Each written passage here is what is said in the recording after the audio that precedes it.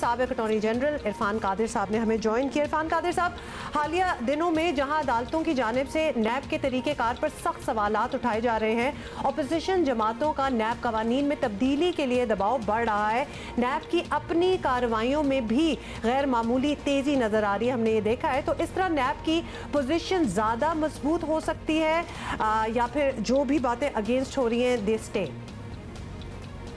जी, इस वक्त देखें, नैब के खिलाफ एक फैसला है ख्वाजा साद रफीक साहब के केस में जो जस्टिस मकबूल बाकर ने किया है। उन्होंने एक एक जो स्टेज है, एक एक स्टेप जो है, उसको उन्होंने थ्रेडबेयर डिस्कस करके उन्होंने उस केस की निस्बत से ये बात की है कि उसमें जो इन्वेस्टिगेशन ऑथराइज हुई या उसमें जो अरेस्ट किया गया या उसमें जो एविडेंस जो नाकाफ़ी था उस पर किस तरीके से नैब ने डिसीजन मेकिंग की और किस तरह से नैब ने उसमें रेफरेंस भी फाइल कर दिया। तो ये सारे प्रोसीजर्स को उन्होंने डिस्कस करते हुए नैब की डिसीजन मेकिंग पे उन्होंने न सिर्फ के तनकीद की है बल्कि उसको खिलाफ कानून, खिलाफ आइन और उसको उन्होंने बिल्कुल गलत विदाउट ड्यू प्रोसेस करार दिया है।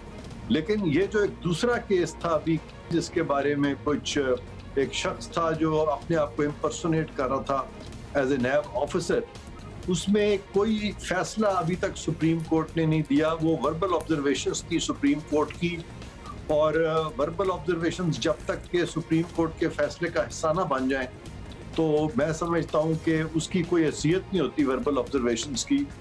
और इस तरह की ऑब्जर्वेशंस जो हैं, वर्बल ऑब्जर्वेशन जजेस के बारे में ख़ास तौर पे ये कहा जाता है कि वो वर्बल ऑब्जर्वेशंस कम देते हैं, बल्कि देते ही नहीं हैं, और जजेस के फैसले बोलते हैं, जजेस खुद नहीं बोला करते। अच्छा इरफान साहब, अपोजिशन का ज़ाहिर ये कहना है कि अपोजिशन वाले ही नैब के तरफ से कार्रवाइयों का निशाना बनते हैं, लेकिन अब वज़ीर आला पंजाब उस्मान बुज़दार को एक होटल को शराब का लाइसेंस जारी करवाने पर तलब कर लिया गया। तो क्या ये एक मजबूत केस बन सकता है? नैब जो है वो एहतसाब यकसा तरीके से बराबरी के साथ नहीं कर रही।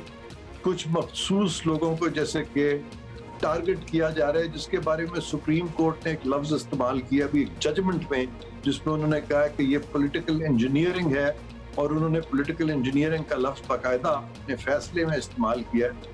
तो सुप्रीम कोर्ट को उस फैसले को सामने रखते हुए मैं समझता हूँ कि न सिर्फ के नैब को पॉलिटिकल इंजीनियरिंग नहीं करनी चाहिए, और मैं उम्मीद करता हूं कि वो पॉलिटिकल इंजीनियरिंग नहीं करते होंगे, लेकिन अनफॉर्चुनेटली नजर ऐसा ही आता है जैसे कि कोई पॉलिटिकल इंजीनियरिंग हो रही है। और सुप्रीम कोर्ट के फैसले के बाद बहुत जरूरी है नैब पे कि वो इस तरह के जो नोशंस, जो एक इंप्रेशन नैब के खिलाफ जो कायम हुआ है कि वो कोई पॉलिटिकल इंजीनियरिंग का हिस्सा है, इस इंप्रेशन को भी नैब को चाहिए कि वो ज़ाइल करें। ऑलराइट, बहुत बहुत शुक्रिया। और हमसे बात कर रहे थे साबिक अटॉर्नी जनरल इरफान कादिर साहब।